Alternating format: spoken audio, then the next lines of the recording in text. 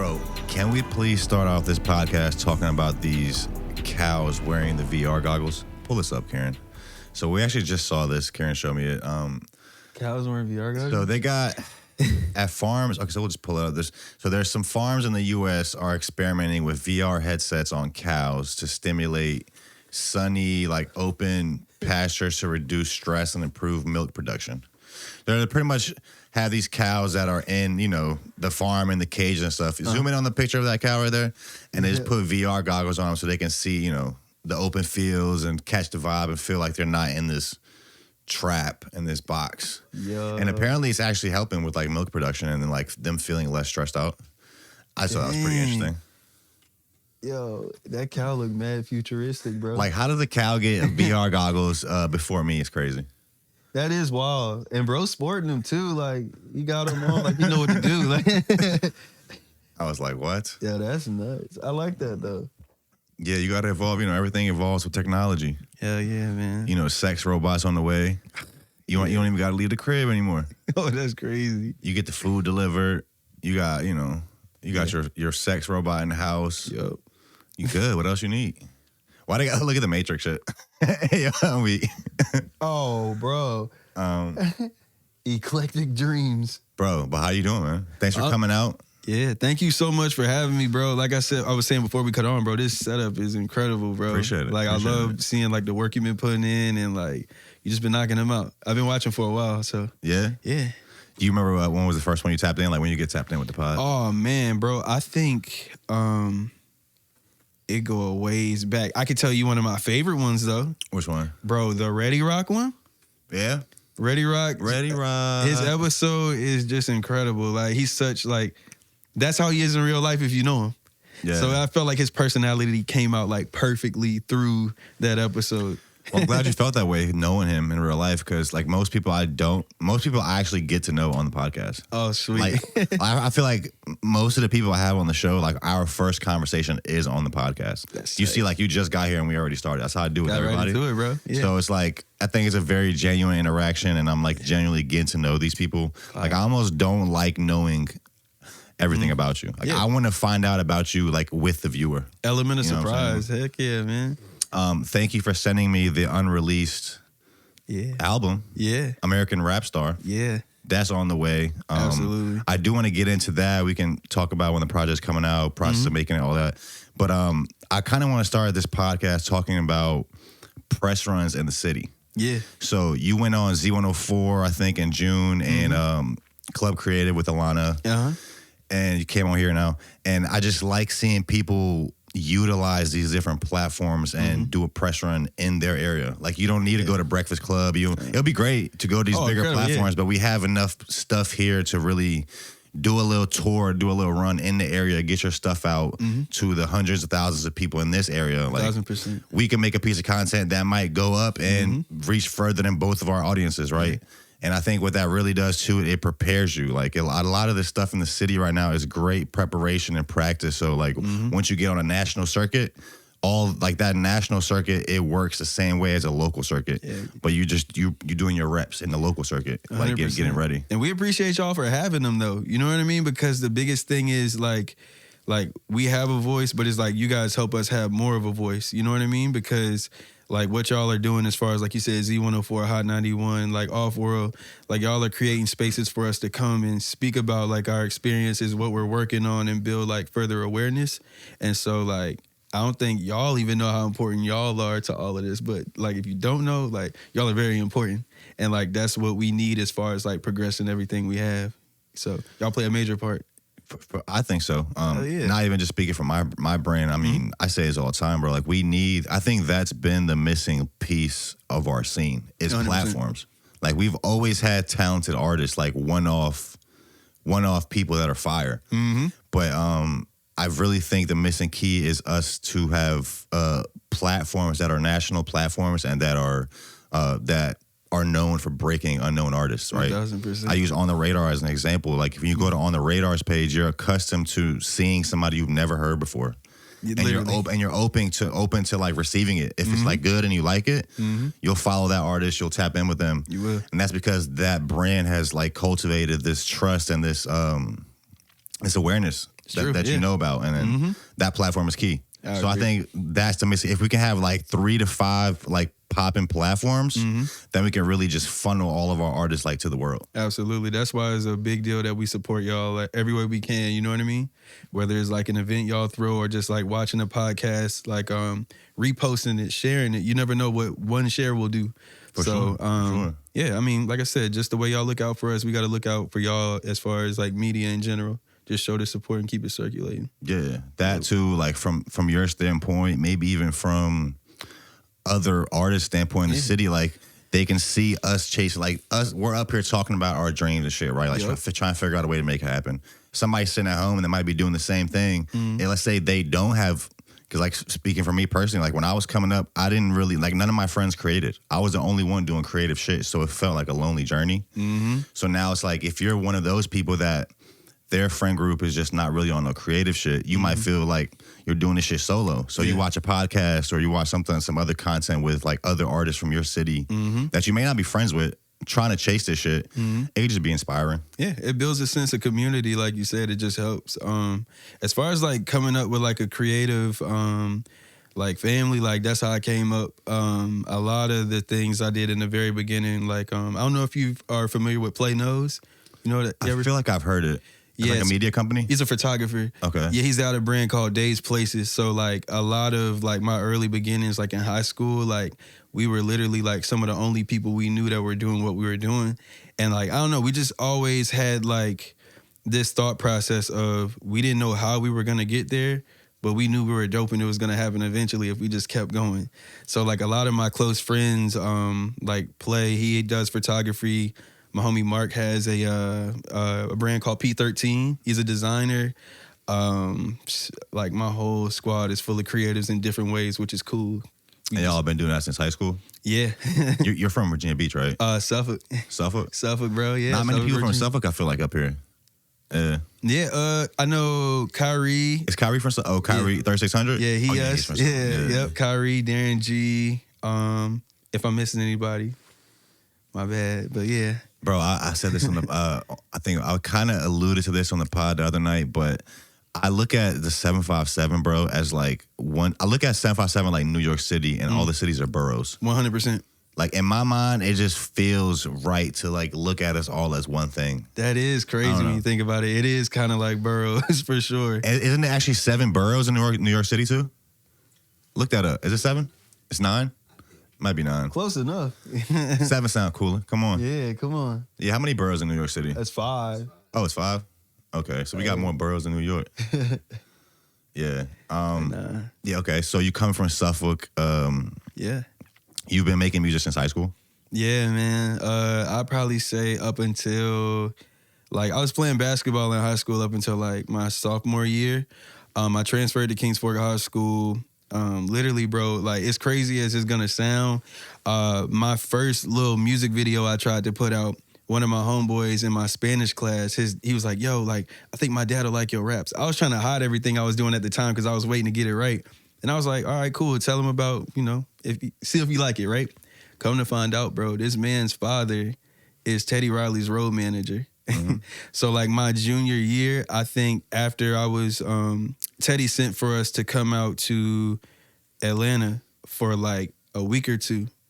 And after that, once I got a taste of that life as far as, like, doing the music and recording, bro, I never went back. Like, you and that guy's son went out there, your friend. That's funny you say that, because that was going to be one of my questions when we got to the album. I noticed on the intro, I think it's called Hello America. Yeah. You were like, you had a bar, you were like, Teddy Riley put me in the game, so how could I fail? I didn't know if that was like being hyperbolic or like, I was going to ask you the story behind that. Yeah. But yeah, so the story behind that, literally, man, like everything he's touched has like turned to gold. Like the same age he found me is the same age he found Pharrell at a Princess Anne talent show. Yeah. So I remember when I first met him and he had me in the stew, he was just like, man, like, you remind me a lot of my mentee. And I was like, who's that? And he was just like, bro, P. And I was like, word? And he was just like, look, I found him at a Princess Anne talent show. I think it was him and Chad, and they were doing the talent show. And normally, he said in talent shows, they always pick the people that sing or is the most popular thing. But he literally, I guess, like waved it some way for them to win because he felt like what they had was like a special thing. He didn't think they were going to win without his wave. I feel like he saw something like that they were doing that was so like fresh and new. And it really sparked him to the point where he was just like, hey, like, win or not, like, I want to work with these guys. And I know from there, like, he took them under their wing like he did me and my friends. Because I was part of a group before I went solo. I don't know if you ever heard of BreezePark before. I have. Yeah, that was me. Didn't even know you were in that group. Yeah. Okay. Absolutely, bro. So it's like basically like a complete rebrand now with the Cameron Parker thing that lasts like year and a half, 2 years. But that whole era of the group stuff is what literally like created this whole platform for me to do what I'm doing now. So you're in high school, and that happened in high school when you went to the studio in Atlanta with Teddy Riley for 2. So you're like staying out there for 2 weeks straight. Yeah, and he's in the studio with you guys. Yeah, my parents, they even like followed behind us because they couldn't even believe it. Because at the time when we heard that he was trying to send for us, I was like, okay. And my mom was like, you obviously don't know who this is. And so she did her Googles, and I'm like, yo, like, this man the only dude to bring Michael Jackson to Virginia Beach. Like, he's responsible for Pharrell, like, a whole lot of different things. So it really put it in perspective for me to be like, yo, like, it's real. I'm on, like, 18. So, yeah, that's pretty much how everything, went about. And, like I said, his blessings still to this day, like, with him being, like, open to talk to me and like check in is everything. Like what I noticed too, bro, like doing this shit, it's like sometimes all it takes is like a small win to give you enough courage to keep going for a while. Bro. So you could be like trying it for like years, nothing happens, no success. It feels like everything you're doing is failing. But then you get like a little win. It could be like a shout out or somebody that you respect telling you like keep going. Absolutely. And then that will give you enough energy for like another 5 years. Even if nothing else happens for another 5 years, like that moment will like stick with you and like help you carry on. Yep. You just really got to believe, man. That's the biggest thing. It's like you got to believe in yourself more than anyone around you. It's even better if you have the people like behind you as well that are on the same type of thing. But like, you know how people sometimes say you got to have like a certain level of like delusion to get to that point. Like you almost got to be like delusion. You kind of do. Yeah. I'm with all that. You know what I mean? So it's just like in that case, it just really takes belief in self. And I think that's the most important thing because it's very much possible now. Like we have the internet, we have phones, like it's possible. Your crowd is out there somewhere. You know what I mean? So you just do the work. It could definitely happen for you. Yeah. If you don't believe in yourself, I think not believing in yourself and being scared of failure is the two biggest things. Like if you can't get over that, you probably won't really have a future in this. On Teddy Riley too, I thought it was interesting because I didn't even know that he was the one that put Pharrell on until I watched Pharrell's movie. Yeah. And I don't think he's from this area. He just like came to this area, right? I think he's from New York, and he came down here, bro, and just so somebody that wasn't from here came to Virginia and like was a pivotal role in some of our biggest artists getting put on. 100%. I see, but I also think like that was in a time where you kind of needed that. Like I don't know, like I don't think today people can put you on. And also, I mean, even in those times, like if Pharrell and them weren't dope, like it wouldn't have worked out. That they had to do the work and shit. But like that's what a lot of people complain about these days. Like we don't have those people that are coming to this area to put us on. Right. And I'm always on some like, I don't think it's their responsibility, and I don't think they can put you on. You could stand next to Pharrell. Pharrell can have you with him 24/7 under his fucking arm and all his, everything he does. But if you're not fire and people don't love you for you, like it doesn't matter. Yeah, you got to definitely be able to stand on your own. You know what I mean? Like, because I mean, a cosign, of course, like it can do something. You know, it can put some eyes on you. It may take I don't know, like people take you more serious, if you will, but it's like when you got the ball like that, what you gonna do with it? You know what I mean? Because it's just like, I don't know.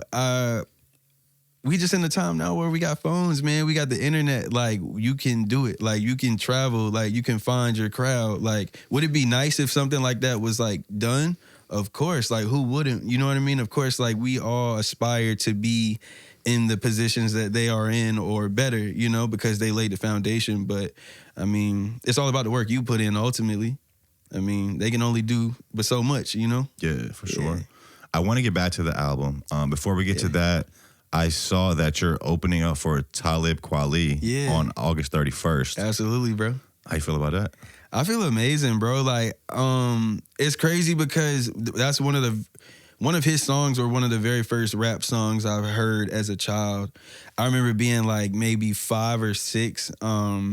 And my dad used to listen to Rap TV, The Basement. You familiar with it, bro? Yeah. Yeah. The freestyles. Mm-hmm. With, what's bro name? That was Big like Tigger. The host would actually rap too. Yeah. Yeah. And so like they had a segment where they would show music videos. And like my dad honestly is like my personal A&R for like music in general. I know like if it can pass with him, I'm good.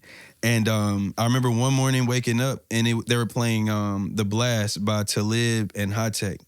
And like from that point on, bro, that was it. I was like, yo, I want to do this. Like, yeah, it just looked mad cool, bro. They had on leather jackets in the rain. Like, I wouldn't do that per se, but like, it would be nothing I'd do. But it's just like, I don't know, man. Music really is a universal language, man. It don't matter. I got a niece that's like 2 years old. She hears something that she like, instantly it just moves through and she started bobbing like an adult. Like, music is mad powerful. But yeah, that was the first Talib record, and to be opening for him on Sunday is crazy. Is that this Sunday? Yeah. Oh, that is this Sunday. So if you're watching this, is going to be out on Friday. It's this Sunday. Let's do it, man.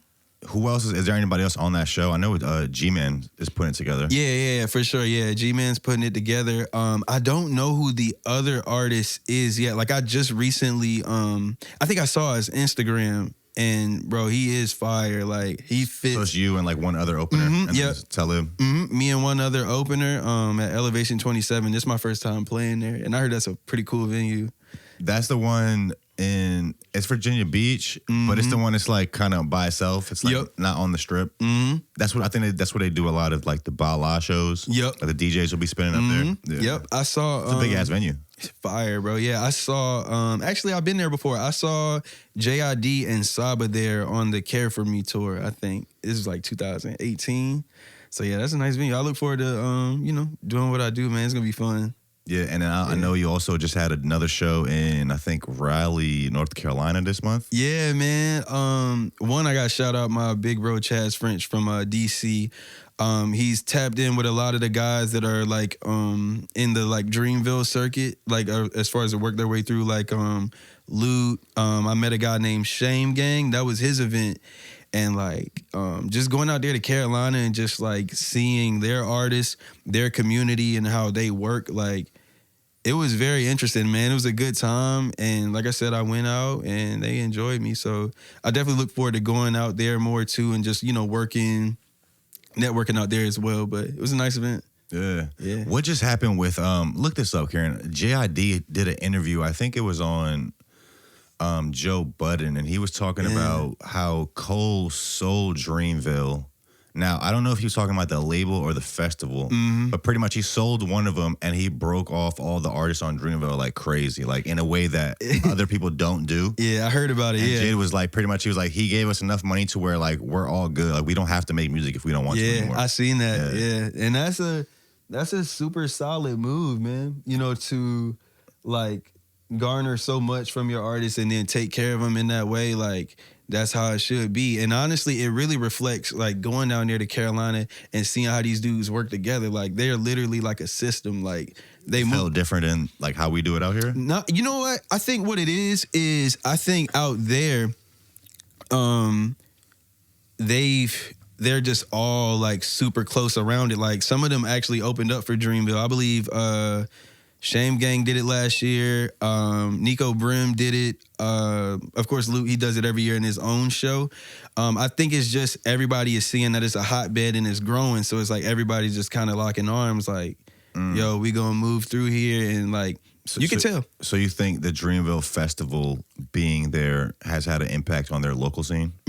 For sure. I think also too with Cole being such a big like figure around that area, and then also like having other like Charlotte artists or Raleigh artists like involved in what he's doing is almost kind of like how probably Pharrell and them felt when Teddy was here. Like they was looking out their window at Princess Anne and Master Sounds was right there.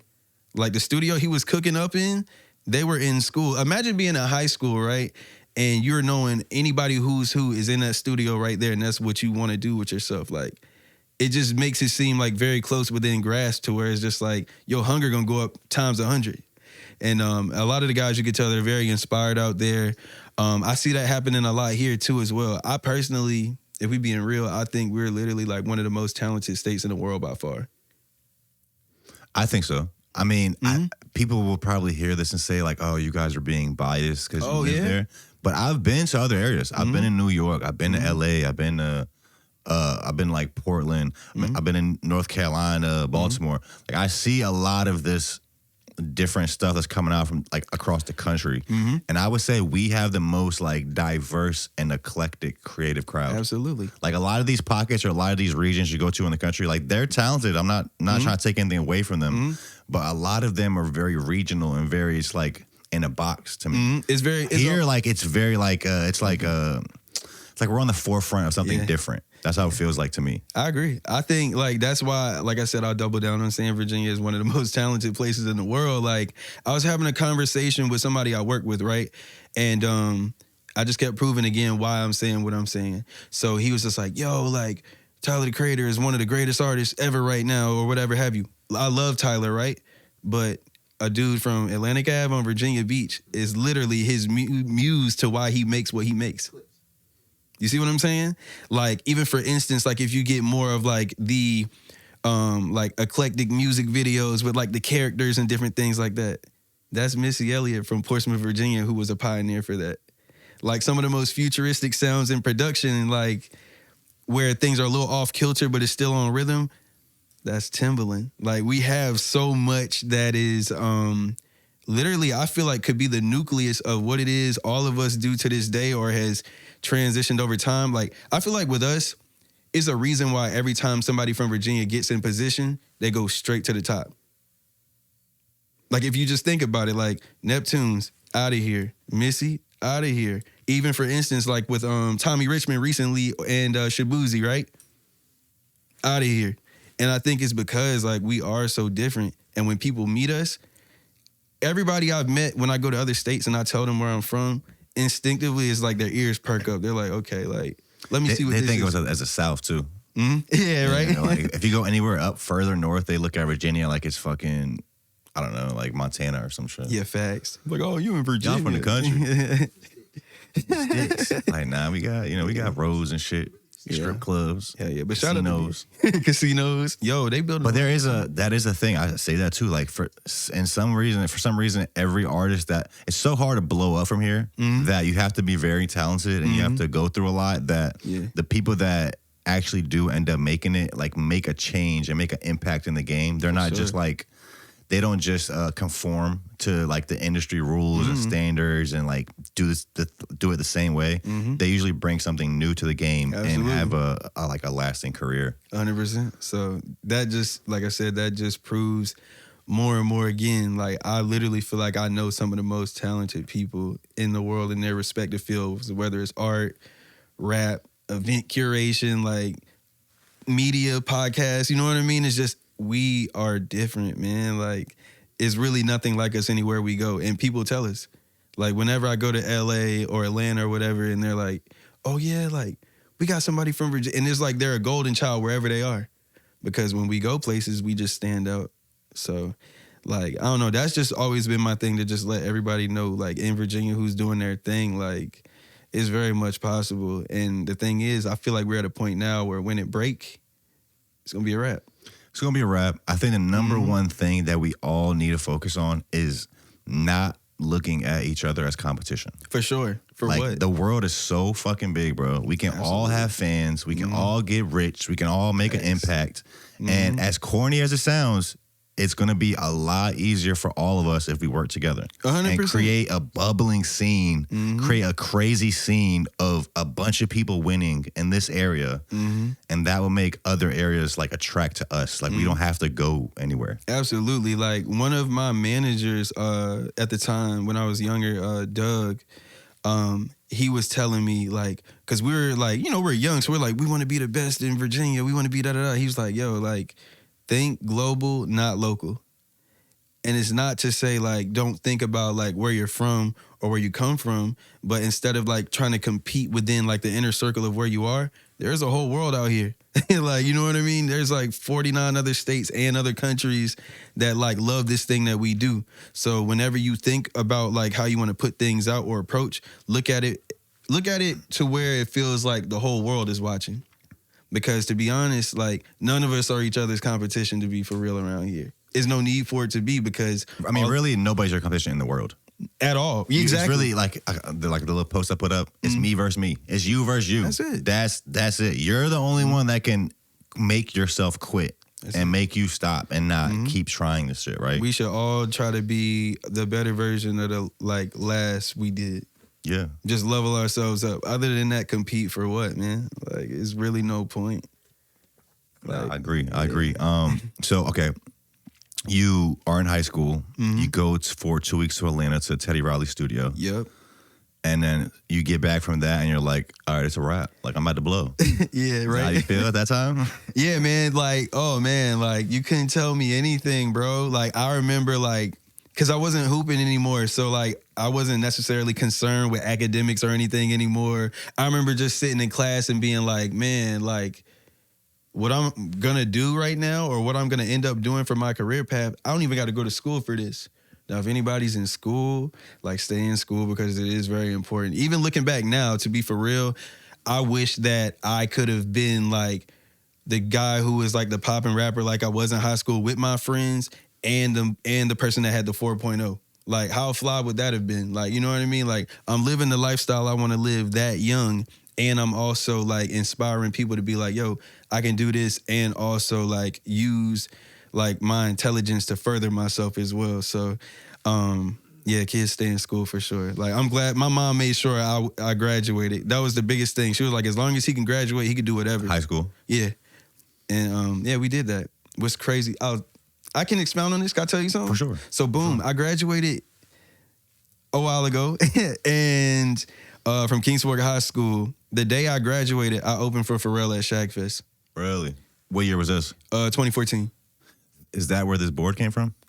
I got a Shaggy gave me a bro, yes. Shagfest skateboard at bro, yes. Pharrell signed absolutely. That. Yeah, I got the t-shirt at home. That's the year on this shit? Yeah, that's 2014 for sure. Is it? Okay. Mm-hmm. Yeah. Pharrell signed that. I think there's only 2 of them in existence. Bro, that's incredible. Like, I got the shirt at the crib. Like, fire. Yeah. So the day you graduate, you open for Pharrell at Shagfest. Boom. Yep. June 7, 2014, bro. I think we graduated at TED TED Constant Center, right? Boom. Center. So yeah, so we graduated there. And I think graduation was over at 1, and we were on a national stage. So we had like a 6:30 set, like right before Rico Love and August Alsina and all of them. I think Bia was there at the time when Pharrell had her. Not to cut you off, I want to get back to the story. Is August Alsina the one that had the shit with Jada Smith? Yeah. What was it? What was they calling it? Entanglement? No, entanglement. Yeah. Okay, my fault. Yeah. Yo, he's Will great, Smith bro. got him out of here. He ain't dropped since, I don't think. Man, and it's crazy because like I still I might actually be one of the only people in the world, not literally, but like that still like check for his stuff because he was immensely talented. Like you remember when he first came out, he was literally like gangbusters, like Gangbusters? like just huge. Okay. Never heard anybody say that. Okay. Yeah, like he was huge, man, as far as like his reach and his music at the time. And yeah, man, like literally, yeah, shared national stage. Shout out to Shaggy as well, man, because like I said, he definitely took a gamble on putting us out there like that young. But I don't know, man, we were so popular at that time. We were ready. Like it was a great experience. I think that's still the most people I've performed in front of. I think maybe like 6,000 or something. Bro, Shaggy's been showing a lot of people love for a long time, even before my time. Yeah. Been showing me a lot of love. Yeah. He gets flack, I think. We talked about it in his episode, I think. Like, he'll get flack for Shagfest, which certain artists will feel like they want to be up there or this, that. And, I mean, I understand that even running, like, the little platform we have, like, people can feel entitled to stuff. But I have nothing but great things to say about that guy. I just spoke to him, actually, the other day at, there was a show in Virginia Beach for, like, the surf competition or whatever. Yeah, ECSC? I think ECSC. Yeah. Lil Twin and Mizzy Coke were in town. They performed. Yeah. So we went there. and I talked to Shaggy for like 20 minutes. He told me some secret information about this recent this recent Virginia drop by Pharrell, which I can't say on air. I'll tell you after the show. For sure. But that's pretty fire. Yeah, right. So you graduate, you do Shag Fest. This is like as BreezePark. Yep, absolutely, man. Like we were, I don't know, man. Like we were just on a roll with it. Like my closest friend, like all of us literally have known each other since like mid 2010s era. Like, so all of us have been friends for years. Like all of them are still very close to me to this day. My very close homie, David Kithcart, I don't know if you're familiar with the name, but he shot all of those music videos at like 18 to like 20. Big cranes, like all these different things, because we always went like, we just tried to go major for our music videos. And so one of our first music videos got put on a platform called O5 TV in France. And literally we watched the views go from like 800 to where like I think it's at like 60K right now somewhere. Yeah, pull that up, Karen. And if you read, Reps is up there like 50, 60K too. But all of these videos we did together like as a group, like that young, as kids for real, we're sparking off like mad early. And like if you read the comments on Pure, 60K. Let's see what that video looks like. Yeah, if you read the comments, dude, like there's people saying like, yo, saw it on O5 TV in Paris, keep going. Also, there's a lot of people that's still saying like, yo, like they're still here currently. Oh, so O5 TV, that's out of Paris, you said? Mm-hmm. Okay. Yeah, French TV, man. And it's like, if you read the comments, like they were actively Merci Olive, is that what it said? You feel me? Actually, you said it any better than I could, bro. Oh, wait, no, I think it's an F. Zoom in on that somewhere, what did I say? Is that say Olive? Ofive. Ofive. I like that. Merci Ofive. That might be very good or some shit like that. Yeah, so like even if you read like the Can we get a translation on Merci Ofive? Thanks O5. Thanks O5. I'm tripping. Man, like that's crazy. Bro, we were on television in France and I was like 19, bro. Like you can't make this was actually on TV in France? Yes. Like people would like tag us. Yeah. People would tag us on Instagram and show us on TV in Paris, France. Like how we got MTV Jams. Yeah. That's crazy. Crazy, man. I'm trying to see if I recognize the other guys in BreezePark. What's his name? That's my brother so far. His name was Ty Safari. That's my brother Rye right there. Rye Won't Die. And also Play, who's the photographer. Me and him started the group together. And so once it was me and him at first because we were trying to be like the cool kids. It was just the two of us. And then he met Ty at Nansemond River and I met Rye at Kings Fork.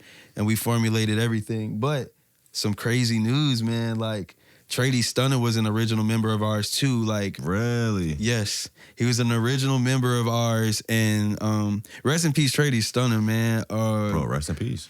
By far. Have you seen our interview? Yeah. Loved him, man. Like it's crazy because the way we found out about his passing was on the shoot of my Higher music video.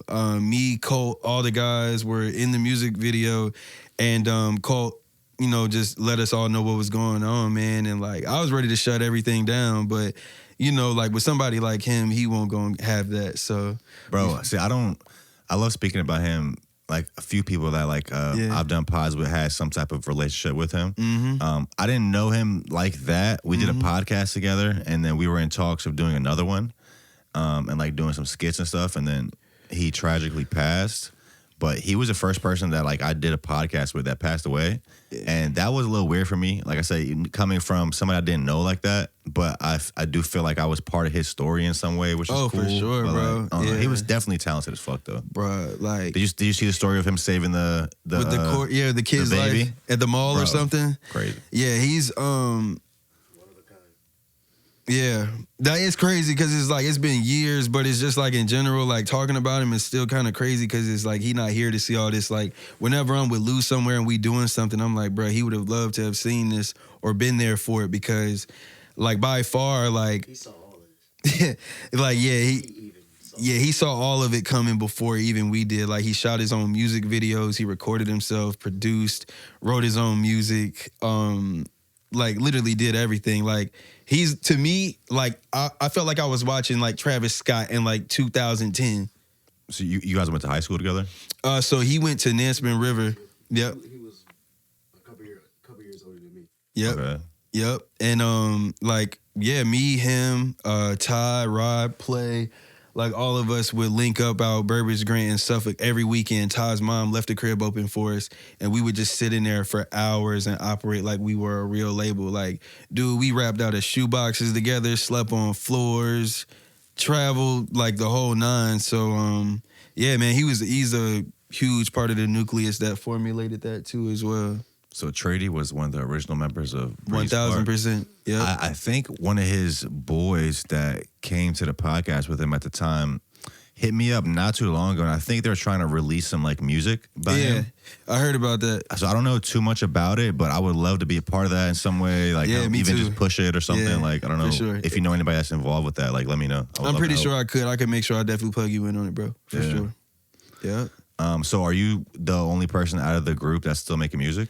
No. So I'm actively into it. So Far is currently like doing his thing. He's got a project dropping called So Far So Great.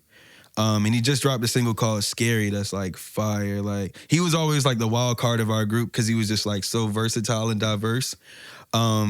Play is doing like photography full time, and he's doing like some of the flyest like shoots ever. Like he's got stuff in like Macy's, stuff with a coup. That's fire. I think Jesus Christ, like Vogue, different stuff that he shot with people. But I already knew at some point he was gonna go in that direction if he didn't rap, because even before then he just always was like documenting everything. Like every part of like our journey in general, he has some piece of it. And every now and then he'll just hit me with something. I'm like, dude, like I ain't seen that since like 2009. Like, where'd you get that? And Rye, he's a father of two. Still to me like one of the like illest like rappers for real. You know what I mean? But at any drop of a dime, like it's liable to be on with any of us. Like they tell me all the time, like, bro, like if we need to come out, then we will. Like, I definitely would love to do like a reunion of some sort. Yeah. That'd be fire. We made a lot of noise together, man. So you're in high school, Yep. you go to Teddy Riley's studio. On the day you graduate, you perform at Shag Fest. Yup. You're in this group, BreezePark. Yup. You guys end up being on this Paris show, like you're on TV in Paris. Yeah. You making stuff. To fast forward to, I guess, right now, you are kind of rolling out this project, this album, absolutely. American Rapstar. Absolutely. You're on a press run for that. Can you tell us a bit about the album? I know, like, before we got on air, you were telling me how this one's, like, kind of shorter than your previous album. Tell us a bit about this this project and why call it American Rapstar. Okay, yeah. So American Rapstar is like a concept I came up with like years ago, actually. Like I thought about it in the car. Really, for me, it was me like redefining what it meant to be an American rap star. So it's just like, as opposed to like what I'm rapping about, what it looks like, what it feels like, what it sounds like, I just wanted to pretty much embody that through this album. So pretty much, I don't know, man. Like we're literally like one of the most influential countries in the world. You know what I mean? The most influential. We are we are the most influential country in the world. And I just so happen to be doing like this thing called rap, hip hop, or whatever have you. So it's just, I feel like what I'm doing with this and what I'm presenting is like the purest and most true form of it. You know what I mean? As far as it's like vulnerability, encapsulating like where I'm from within it, everything that I've like lived within it as well. So it's really just taking pride in where I'm from and using like the medium of art and hip hop to get that across, because I mean, everyone in the world is rapping. Like literally, like there's kids that are watching this in other areas right now that want to be like us. You know what I mean? Whether it's rap, R&B, or whatever it is, because we're so influential. So it's just me really using our influence for where we are to make sure it translates all across the world to where people can like just see it in a very real and raw form. You know what I mean? I like the idea of it promoting American pride 100%, as well. bro, yeah. Is that part of your 100%. logic behind it. 100%. I feel like in the past few years in our country, we've kind of lost that sense of pride in our country. For sure. Yeah. Right? So I'm Bosnian. I came here when I was 4 years old with my parents. That's what's up, bro. And my whole life growing up, I always felt like, oh, I'm Bosnian, like I'm not American type shit, right? Yeah. Which I still love where I'm from, and I'm Bosnian. But like the older I get, I realize that America is really an idea. Yeah. Anybody can come here and really like assimilate and follow this American dream, which is kind of feel like is getting crushed over these past few decades. Like it is harder to attain that American dream.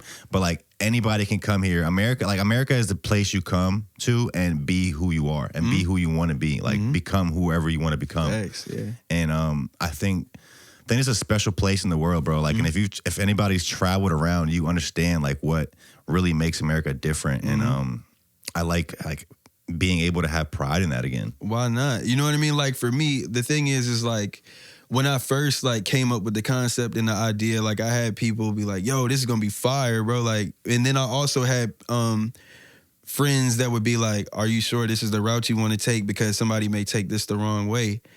Like, oh yeah, he voted for Trump. Yeah, like me personally, like I'm not really concerned with that. Me personally, the way I'm looking at it is like, this is where we are. Of course, there's going to be things that you don't like wherever you are, wherever you go in the world, right? But ultimately, for me, like, America, like, right here in itself has provided me a fan base, you know what I mean? And places all through within it. And I know everything about it isn't all terrible. So for me, I just want to highlight the great parts of it, take the pride in it because I'm from here. Like I was born in Germany, military parents, Augsburg, Germany. But as far as like, as soon as I was able to get back here to America. Yeah, how long did you live in Germany? I think it was like maybe 2 to 3 years before like my dad got out and my entire family was here. So yeah, we came here, man. And like I said, it's all a thing of taking pride in where I'm from and showing it in the best light possible, because sometimes, like, you know, there's people that might look from the outside looking in, right? And might be like, yo, that's a crazy ass place, like, da da da. But it's like, there's people like me, there's people like you, and billions of people that exist here that are just trying to do good and provide for their families and take care of themselves and not literally be like destructive in any sense. So like for me also, that's me redefining what it means and just like reinforcing that pride that we should have.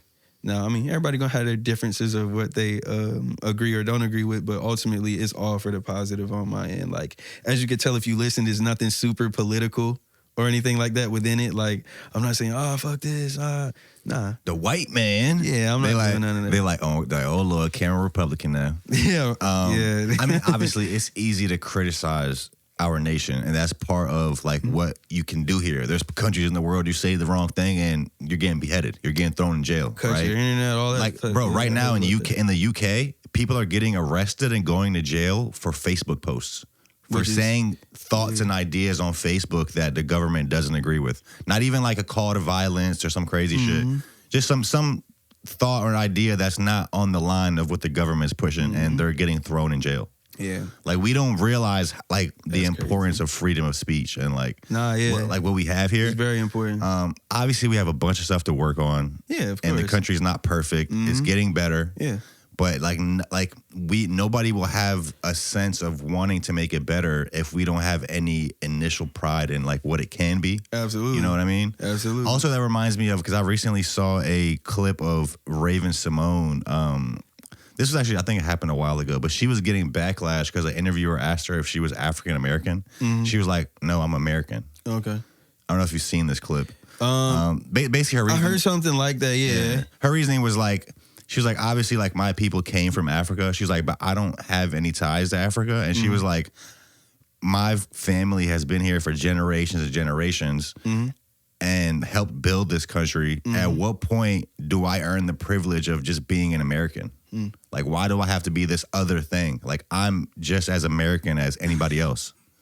And I thought that was a good reasoning. She got like a lot of backlash from that, but I don't know. Yeah, I just think it just depends like what you're listening to like receive. I think a lot of times people listen to have something to say back instantly. You know what I mean? As opposed to like just hearing what the person says, digesting what they say, like actually like comprehending, you know what I mean?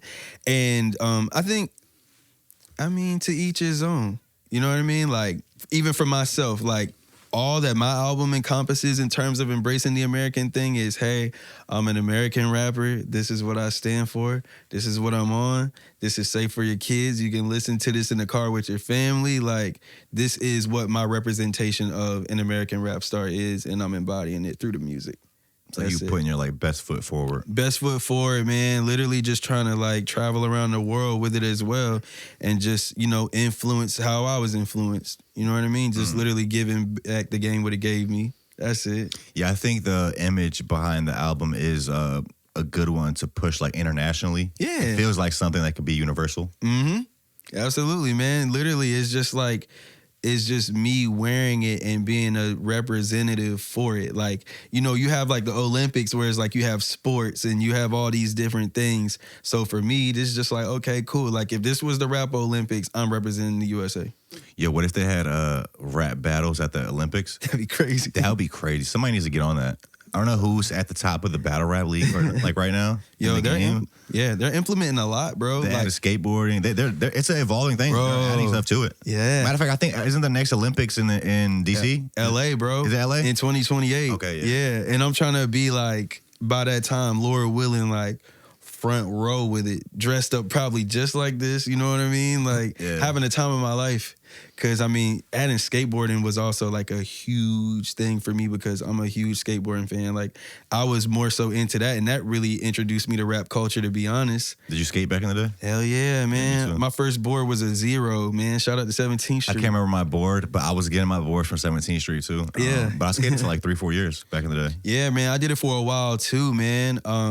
I still currently have a board. I need to put it to use. I have a Enjoy. They don't make Enjoy anymore.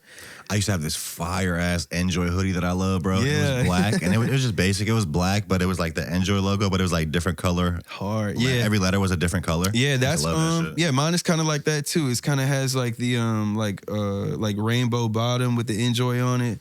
Shit's tight, bro. I like how I want to get back to the album, but I like how skateboarding companies are ran.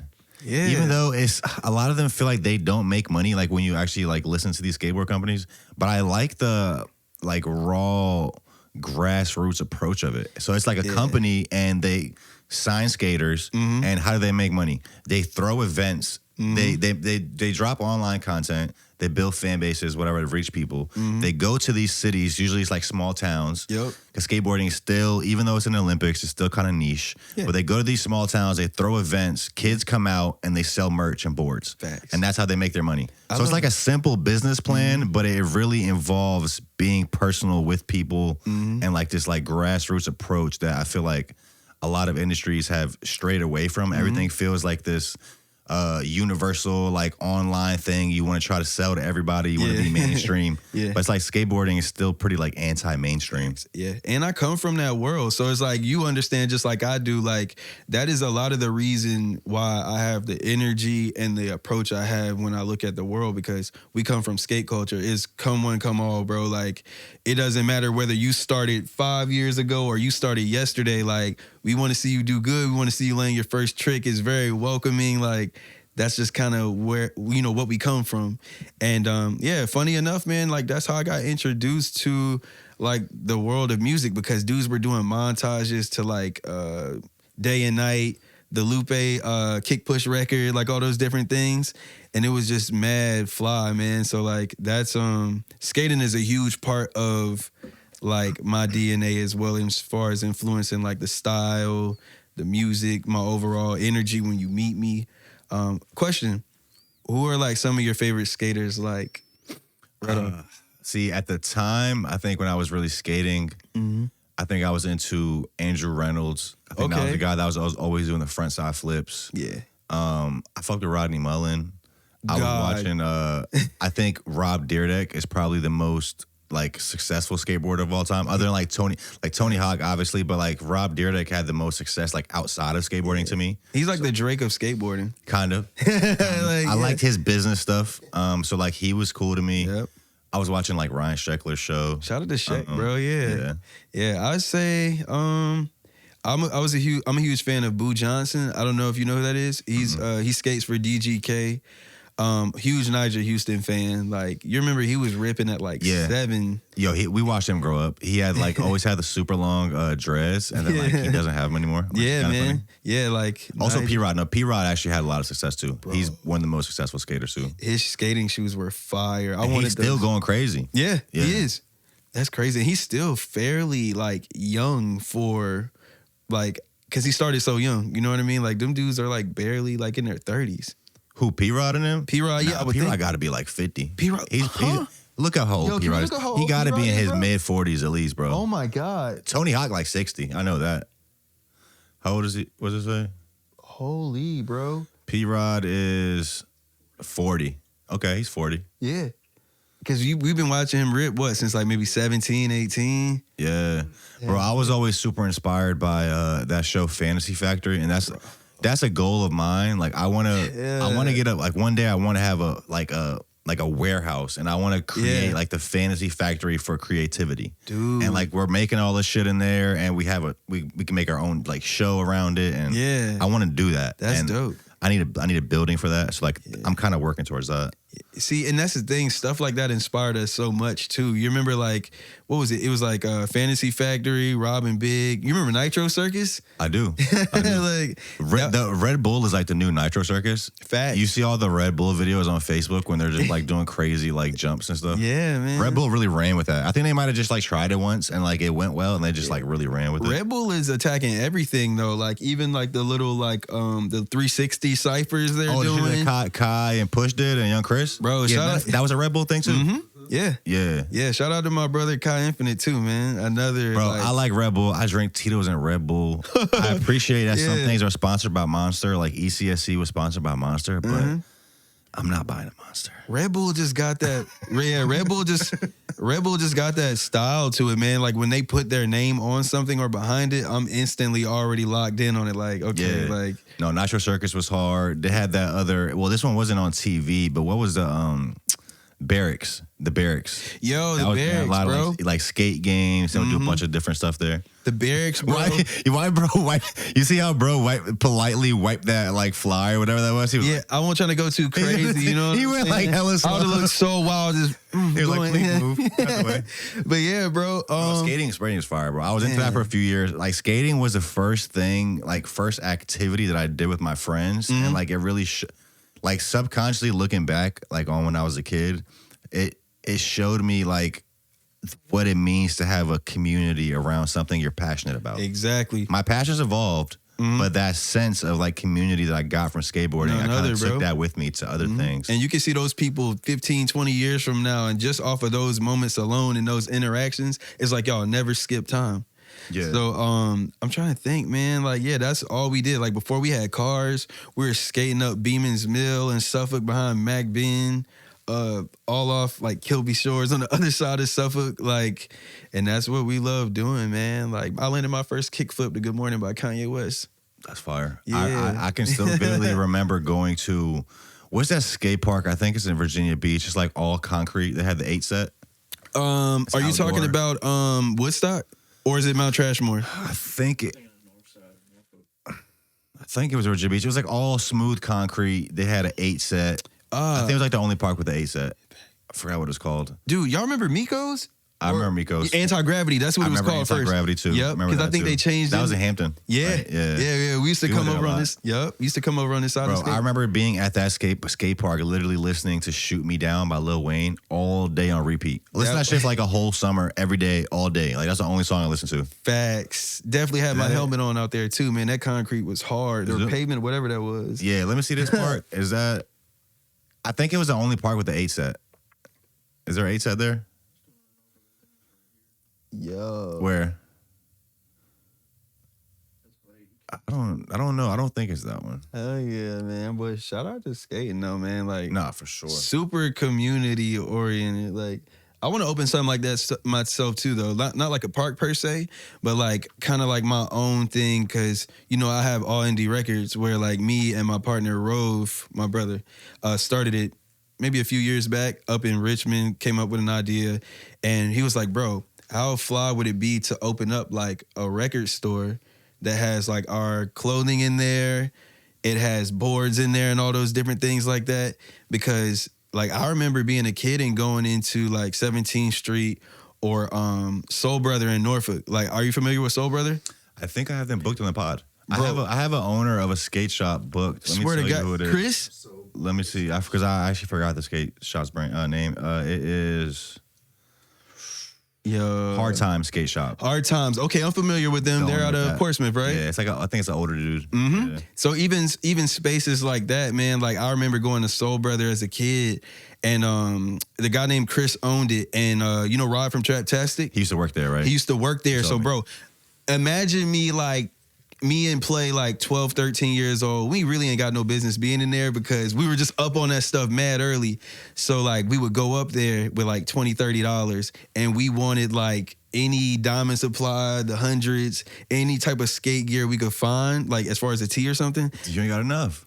Oh, we was good. Yeah, like we was right around like that 30. Sometimes if we needed a little extra, we had Diamond it. Supply wasn't cheap though. It was like 35 a tee. It was like yeah. 30 to 50 a shirt. Yeah, so okay, we had a little more than we had some money back then. Yo, shout out to mom though. Yeah, so like, yo, we was in there, right? And we would go like every month, bro. And Rod would just see me and Play come in there like mad young, just trying to get stuff off the rack. And I remember one time he told me, he was like, bro, it's crazy seeing y'all evolve how y'all have. Seeing y'all at 12, 13 years old, like knowing y'all was going into these different spaces, whether it was like rap, photography or whatever. But man, that was a monumental place. Like I rapped about Soul Brother on the intro of Hello America. Like, cause man, that was like Toys R Us for us, bro. We wanted to go in there and get some gear. Dad go in there, probably throw the SBs on by the time we get out of the building. Like, I don't know, it's just that excitement. And like I said, that came through the love of skateboarding because that was like a skate shop. So like that's kind of what I would want to offer to the next generation through me. It's like you come in there, you hear the flyest music, you get the gear you want, you can get you a record, you know, vinyls and all that good stuff is back in play. Also as well too, like I'm garnering a lot of friendships in other areas, LA, Atlanta, New York, and I can bring these people here for like meet and greets and stuff. So your favorite artist can come to Virginia and you can meet them at All Indie Records. You know what I mean? So that shop is open right now? Soul Brother? No, well, your shop in Richmond? Oh, no. I'm saying that's something that I would like to start. Oh, you're working towards that. Mm-hmm. Okay. Yeah, something that we're working towards, man, because like plenty of kids, adults, whoever will want to come there for that type of experience, man. Like I know Commonwealth is still running as well. They were like one of our big inspirations because man, like the first time I ever saw Big Sean in real time, I think like 08, 09, Pusha brought him down here. And like that's where like all the artists would come down here to meet or have parties in Virginia. To that skate shop? Yeah, man. Like, yeah, Commonwealth is I would say they're less skate shop and more like fashion? Yeah. I know at one point I think Pharrell had some dealings with it in the very beginning when they were on West 21st.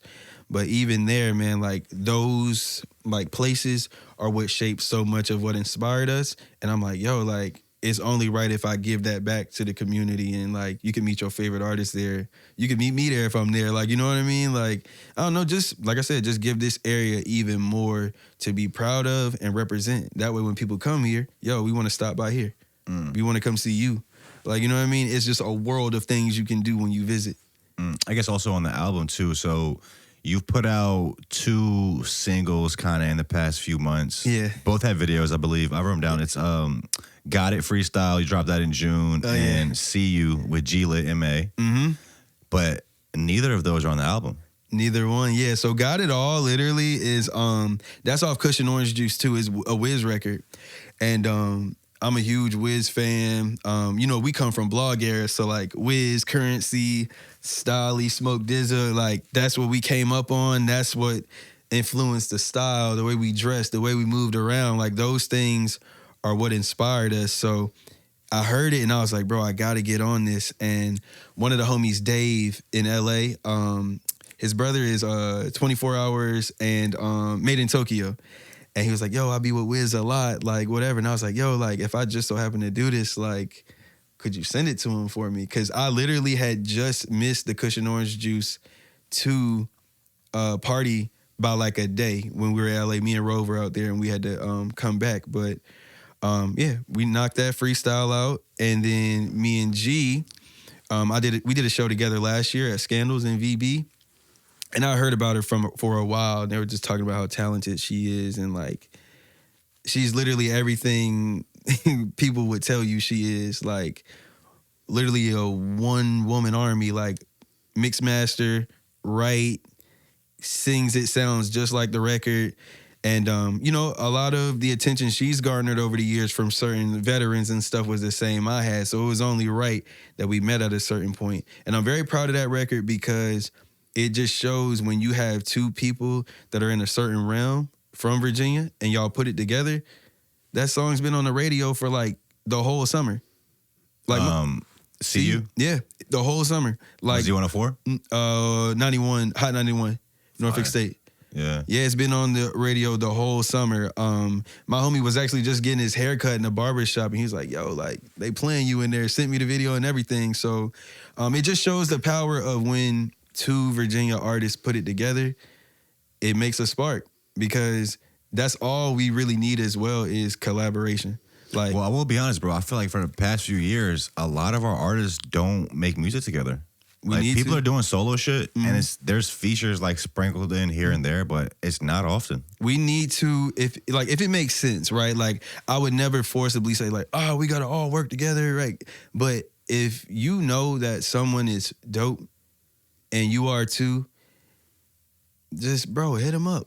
Work. Like literally she sent me the record, and then from there, like I said, we've been on radio all summer long. We've been doing that record together in different places all summer long. I'm seeing a difference in my fan base off of it. She's seeing a difference in her fan base off of it. The thing is there's a lot of pride for like Virginia artists when we come out, right? But I think there's even more pride here when they see us together doing it, because now they have even more of a reason to stand behind it. It's like, this is what Virginia looks like. This ain't just one person. This is also another one as well, because obviously strengths in numbers. And we have a lot of dope people that do great music, great art, great everything. So like if you know somebody who's like really good at what they do and you respect what they do, don't be afraid to be first to reach out and see how that works out, because it can only work out for the good. You know what I mean? It's for the art. Like literally we're doing this to represent the same area. Like, we not from different sections where we're from here and you're like 5 hours away in a whole nother state. Like, we literally have the most talent in the world to me. Like, no one can convince me different. So just put it together and shoot videos for it too. Do content so people can see y'all together, because I saw there was a lot of strength in that as well, because there's people that weren't listening to me until they saw me on a record with her and vice versa. So I'm pro collaboration all day. Yeah, I want to see more collabs. I guess last really question on the album, did you want to say a release date up here? So originally we were aiming for actually like this week in August, but like a really, really nice situation was put upon us to where we're blessed with a really nice situation for this one. So we are aiming for September. I can say at best. But I'm very excited. We're doing music videos, every form of content we can possibly do. Content is king, right? Oh, wait, hold up. Not to cut you off. Let's go. You told me before the show. I forgot to ask about it. Go ahead. You said the reason the album has been pushed back is because you just got some deal with Revolt. Yeah, so basically, what's going on with that? It's all good, man. So yeah, we were blessed with a distribution situation with Revolt. It's called 440 Artists. It's basically like their new thing that they're doing, where they're doing distribution for artists, pitching you for like brand placements, movie syncs. Their entire network is accessible to you. So everything from their national channel that is home to like 55 million homes for like your music videos, the podcasts that are underneath that umbrella as well. Like all of that is accessible to you. Also monthly payouts, all that cool stuff, like how distribution is. But I saw it as a really cool opportunity to add fuel to what we're already going to do, because regardless of if we had that or not, we was going to hit the street. Like, we're going to be outside. We're going to do events. We're going to show up and speak to everyone, shake hands, just bring awareness to what we're doing. But how much better is it to have a platform like So also doing work as well while we're down here on the pavement doing it. So it's just even more of an engine to the project, which I'm very excited to see like how that translates, because regardless, like all indie, like the whole team, Lou, Will, Keem, Fazo, Play, Mark, all of us, like Rove, we gonna be out here moving around. So it's a beautiful thing to have like that support in a whole other arena, you know, working as well. So shout out to Revolt, man. Come on. Last question I really have for you, bro. Okay. I saw you made a post that you met Lex Luger at the Waka show. Yeah, that man. Antidote Agency did. I was actually at that show too. It was crazy. Yeah, I remember seeing you out there. Yeah, we took Polaroid. You made a post and you said, met Lex Luger at the show. One of my goals is to work with Lex 2025. So currently, it has not happened yet. Not happened yet? Yeah, it hasn't happened yet. We have a ton of mutuals. So like my big bro, High Def Raja, and a lot of different people. So I think it's just a matter of the right timing. We went to the same high school, literally from the same city. I remember seeing that tour bus when I was young with Waka out there by King's Landing. Like, he was also too, like, shout out to Lex Luger, because the sound that he brought forth literally to me changed the sound of music. And like, that's a guy from Suffolk, Virginia that went to Kings Fork High School. Yeah, but I love to work because I know instantly as soon as we get into it, it's going to be something crazy. Like, he's incredible. He's still doing great things. He's on a whole nother run right now too, I feel like. Yeah, he got a Skepta record that's going crazy. Bro, he showed us some love. I never met him, but if you've heard this story on the pod before, I apologize, but he went to, he did a set at Something in the Water. I forgot. I think it was 2 times ago. Yeah, okay. He just sat out there and he played this unreleased Wiz record, and I like recorded it. Yo, yeah. It went viral, right? It went mini viral.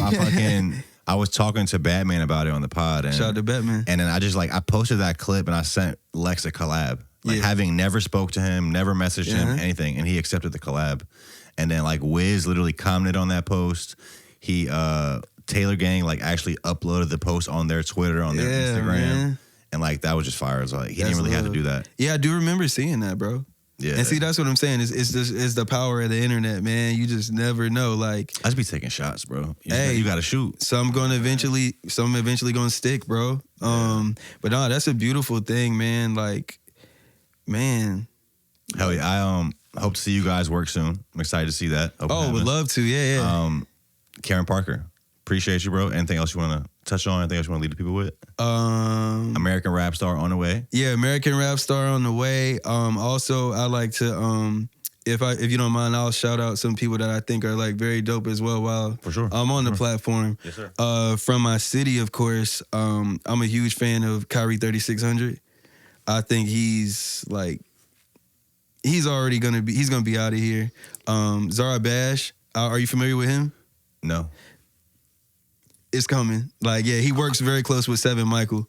Okay, I gotta get his IG before you leave. Absolutely, I'll make sure I give you that. Darren G as well that you've had up here. We have battle rappers as well.